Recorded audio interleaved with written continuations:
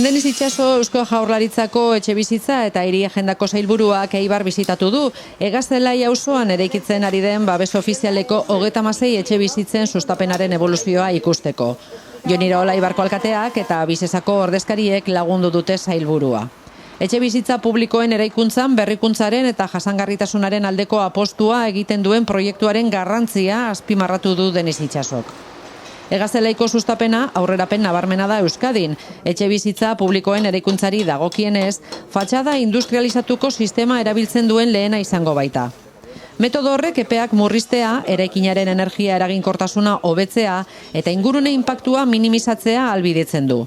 Gainera, obraren kalitate kontrol handiagoa bermatzen du, fatxadak prefabrikatuta eta erabat amaituta iristen baitira, estaldura eta isolamendu termikoa barne. Nik uste dut gaur ikusi duguna interesgarria dela etorkizunera begira, baliatzen digulako epeak moztea, ingurumenaren ikuspegitik begiratuta ere, zabor gutxiago ekoiztea konstrukzio edo eraikuntza prozesuetan, eta batez ere azkarrago egitea, ez? Industrializatua den eraikuntzak abantaila asko dauzka, gaur hemen ikusi izan dugu nola jartzen dan apurka fatxada bat, pare bat astetan ikusiko dugu nola eraikuntza itxita dagoen, eta horrek abantaila eta onura handiak ekarriko izkigu, besteak beste zaratarik ez dagoelako, eta askoz ere azkarrago egingo dugulako, ez?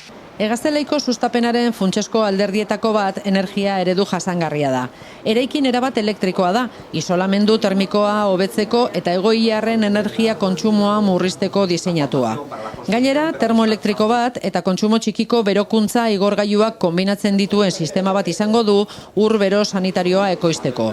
Horrela, Eusko Jaurlaritzak bultzatutako trantsizio ekologikoko helburuei lagunduz. Bestaldetik bebai, bere departamentua egiten ari den, gizarteak daukan premia edo etxebizitza babestuaren beharra azkar eta ondo aurrera ateratzeagatik, hori oso importantia da.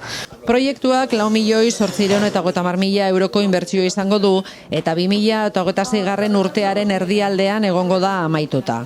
36 etxe bizitzetatik 28 bi logelakoak izango dira, horietako batzuk mugikortasun urriko pertsonentzat egokituta egongo dira eta 8 hiru logelakoak izango dira.